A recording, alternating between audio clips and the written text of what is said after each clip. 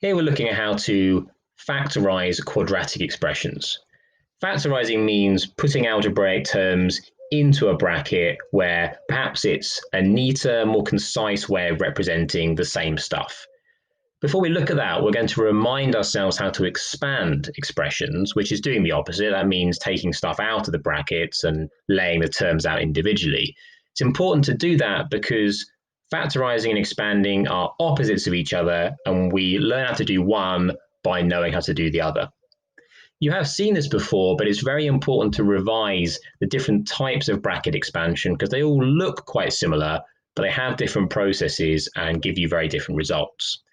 So we're going to start by looking at this quite familiar looking expression you can see here. We've got 3 bracket 2x plus 4.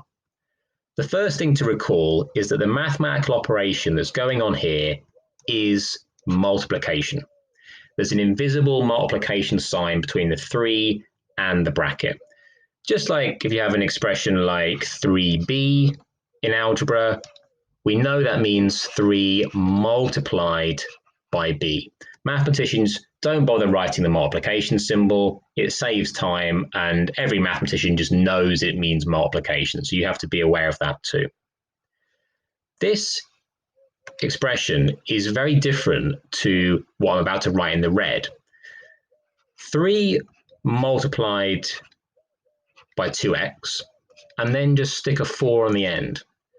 Looks pretty similar, but without the bracket, I'm just saying let's multiply the 3 and the 2x and then add 4 on the end. Now the answer to this would be 3 multiplied by 2x is 6x, and then you just stick the 4 on the end. But that's not what's happening here. I'll give that a big cross. What we're actually doing is 3 multiplied by the 2x, and then also 3 multiplied by 4. That's the reason the bracket is there. The bracket is telling us that the 2x and the plus 4, they come together. They're a pair. You can't separate those, and they're both being multiplied by 3. So in that case, we're going to do 3 multiplied by 2x, as before, which gives us 6x, but also 3 multiplied by positive 4, which is positive 12. So that's the answer to that. You've seen that before, but just bear in mind that it is a multiplication of both of the terms. Underneath here is an expression that has 2 brackets in it. But it's very different from what you can see just underneath here, which we're going to get to in a second, these other expressions with 2 brackets. And the distinction between these is very important. That's the main reason for this first video. Looking at this first one then, we've actually got just 2 sets of the previous type of question. The first one here, which I'll just highlight in the green, is 1 bracket to expand. And then in the yellow, I'm going to highlight the other bracket to expand here. You can treat these as 2 separate single brackets, and at the end, you can then simplify and combine them together. So if we expand the first one, we're going to do x multiplied by x, which is x squared. And then also the x multiplied by the negative 3. It's not the same as positive 3. It's clearly a negative 3. So we need to do negative 3x. Now, over on the other bracket, we're doing positive 5 multiplied by x, which is going to be positive 5x, and positive 5 multiplied by positive 10, which is positive 50. We can do a bit of simplification here because we have 2 x terms, negative 3x and positive 5x, and we can add those together. We can't add the x squared and the x's. Those are 2 different types of term.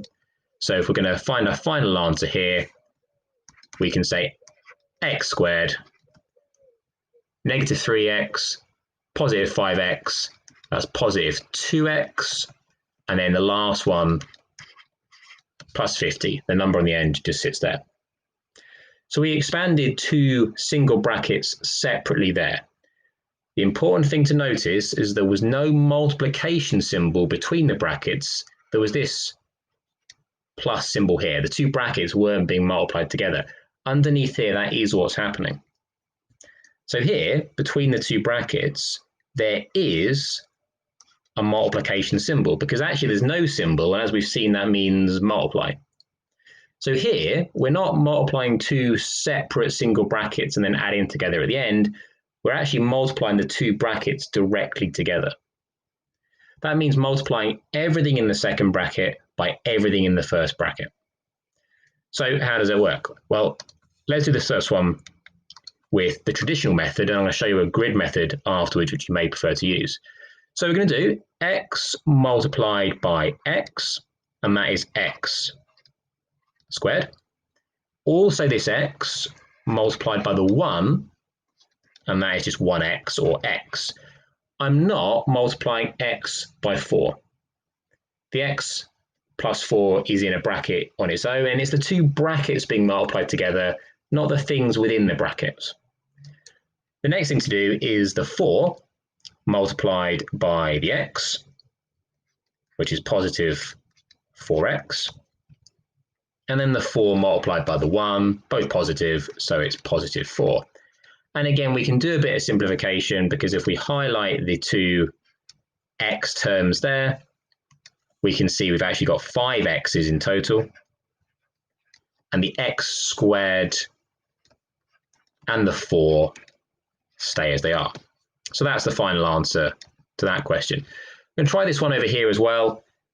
Very similar kind of method. The numbers are a bit more complicated, but again, we're taking everything in the first bracket and multiplying it by everything in the second bracket. So we have 3x multiplied by x. That's going to give me 3x squared. 3x multiplied by positive 6. That's going to give me 18x. Negative 2 now multiplied by x. That's negative 2x. Negative 2 multiplied by positive 6, that's negative 12. And we can again simplify the x terms. There's positive 18, negative 2, combine those together, and you're going to get positive 16. And the other terms stay as they are. The question underneath here is the same exact problem, except we're going to multiply it out with a grid. You don't have to use a grid. Some people have been taught to use this. Some people prefer to use it. It's up to you. It will give you the same answer, and I'll show you that just in case you're more familiar with this and you want to use this. It's just as good. So if we're trying to expand these two brackets here, first I have to write them in the grid. Now I'm going to take the first bracket, the x and the positive 5, and I'm going to put those terms in the row above here in separate positions. Notice I am putting the positive 5 as a plus 5 there, just to make it really obvious that that's a positive 5. Now I'm going to take the x, negative 3, and put those down in the column. So the x goes there, and then the negative 3 goes there. Especially important, if you have got a negative 3, you do put negative 3. Negative 3 and positive 3 are not the same number.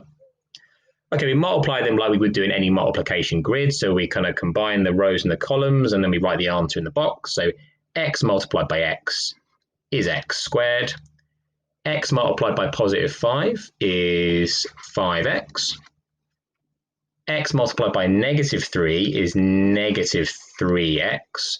And then negative 3 multiplied by positive 5 is negative 15. Now with the grid, you have to remember to do the final simplification step, because this is not the answer. The answer has to be written as you saw above here in a kind of line, fully simplified. If you're feeling confident, you might be able to notice from the grid that you've got these x terms here and here that you can simplify. 5x and negative 3x, if we combine those together, it's going to give me positive 2x. Now I'm going to write them out in a line. So x squared, positive 2x, and then negative 15. And that's the answer. You get the same answer from doing the other method as well. Okay, so some practice on expanding. If you scroll down on the page, you'll see these questions. Expanding these brackets here where there's two separate brackets, expanding these brackets here where there's two brackets joined together, including these two slightly harder questions at the end.